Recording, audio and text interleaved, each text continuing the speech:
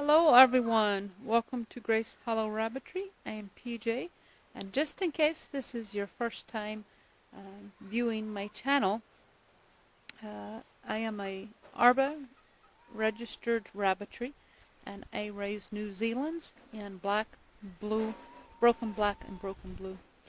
I do show. I also raise for meat and for establishing good breeding quality stock. So that's, and let's not forget, I use the manure for compost, for fertilizer in my garden. So that's the reason I raise New Zealand's. They've, to me, I think they have, for the most part, a pretty good personality. I wouldn't say they're docile, but they're certainly not aggressive for the most part. Every once in a while you might come across one, but I guess that's with any breed. Every once in a while you've got to have that little black sheep. So anyway, I was asked what I do for record keeping. How do I know one rabbit from the other? And so I am going to answer that question today. I did not bring my tripod out, so you're going to have to bear with me. The first thing I do, I carry a little black book with me. I did not bring it out today because I'm not doing anything with the herd other than just checking on them, feeding and watering, and I don't need to record that. So, but I do have a little black book that I carry out whenever I'm working with the herd. When I do health checks or breeding or nest boxes or anything like that, I make a notation in it. I make a note of what I've done, who I bred them to, whether I clip their nails or not, what the current weight is, and I just carry that with me. When the kits are born, I get a count and a date, and then I try to separate between varieties in each litter, and I write all that down in my little black book. Then I carry that little black book in to my computer. I have Evans software program, and so I enter all that information in onto my Evans software program, and that pretty much does all the work for me. Now, as far as how I know one rabbit from the other, for the most part I just know them.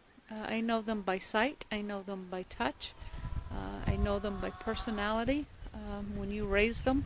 And most of these I've had for a while, and most of them I have raised, at least over half of them now I have raised by hand myself.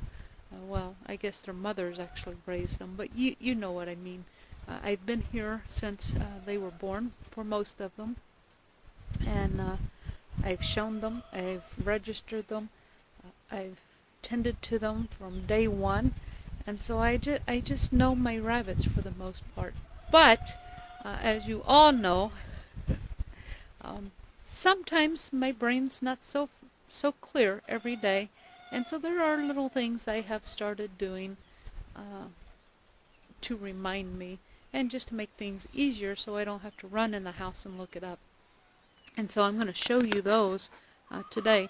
One thing I cannot remember, it's just too much to comprehend, I guess, is who I bred to who, when the kits were born, and again who the sire is. And so I've taken some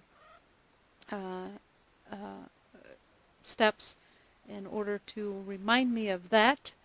Mostly for you guys, when I'm doing videos, I want to be able to share that information without having to run to the computer, look it up, and then write it down in the video. So let's go take a look at those systems that I've put. Alright, the first thing I've done is I've got this little breeding board here, and I put this in here.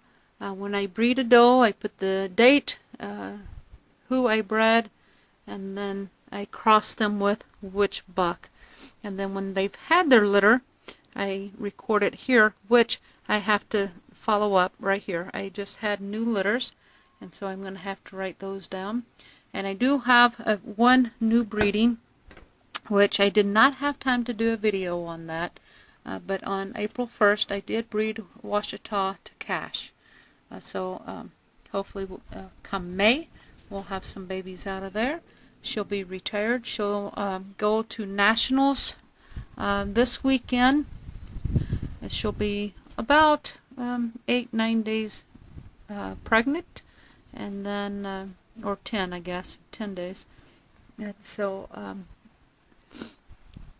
that will probably be the end of her show career. She's got all the legs that she needs, and so you know, hopefully I'll get her registered this month. And so or as soon as the babies are up old enough to be weaned, maybe I'll take her then and get her registered. But anyway, Washita would be done, and there's my first step of record keeping. That way I can come out here, and if I need to know something, I can look it up right here without running to the house to look it up if I don't have my little black book. And if I do have my little black book, I still have to flip pages to find it. So anyway, there we have that. The next step is I've started keeping, and I just did this not even a week ago. I brought these hutch cards or breeding cards, and it has the doe's name, when they were born, and who their mom and dad is. And then I have a list of all their litters and information on each of the litters. That way I can at a glance look down and see you know, who's doing well and who isn't. Now I've also, you'll notice these little stars. The blue star here means they were born here at Grace Hollow.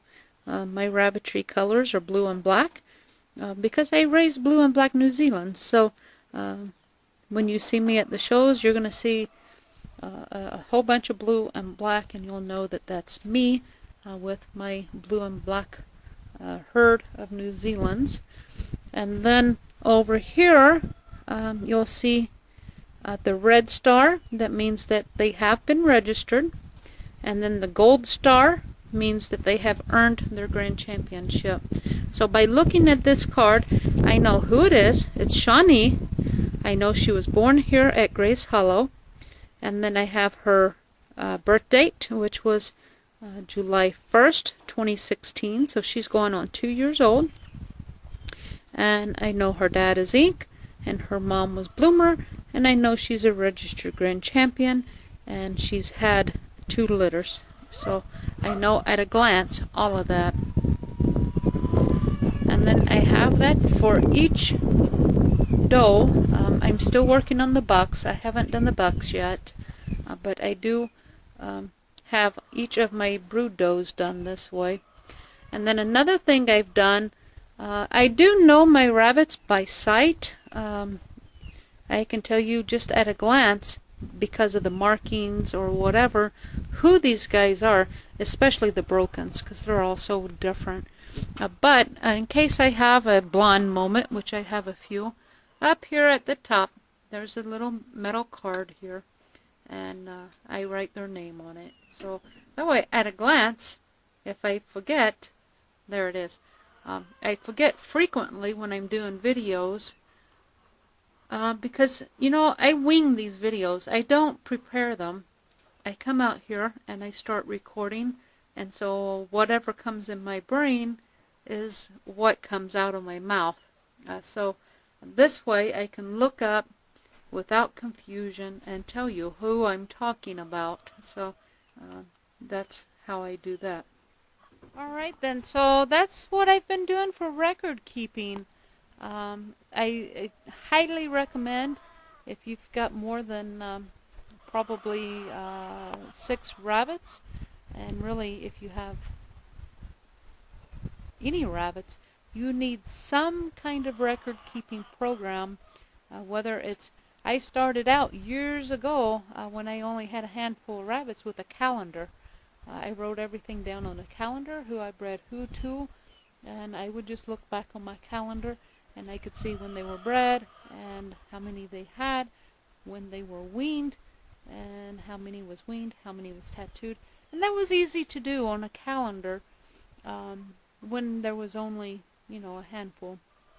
Now, once I got up to about a dozen rabbits, then, I started doing the little black book, and I've done that ever since. And then when I got up to about 24 rabbits, I've got the Evans software program, and I've been using that for over 20 years, over 25 years really. And so that's just how I do it.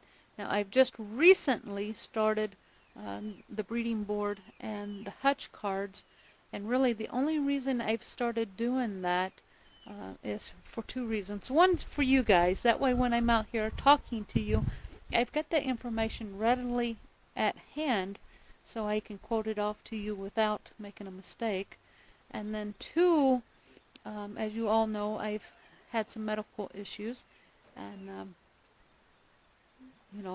I'm going to continue having those issues. There's nothing that can be done about it. And so if something happens, if I come down ill and I'm unable to get out to the rabbitry, my family or whoever is hired to take care of my rabbits for me while I'm down can come out and at a glance know what's going on. And so I've still got more steps to take. I want to put cage numbers on all my cages. That way they can associate a name with a cage when they come from here to the program. That way I can associate weaned litters with a mom with cage number. There's a bunch of things I want to do differently just to make things a little more efficient and a little more easier for my caretakers when I'm ill. Now hopefully that will be few and far in between, and hopefully we won't have to lean on that very heavily again. But if we do, I want to have that in process, which also means I need to get my weaned litters tattooed a lot quicker than I normally do.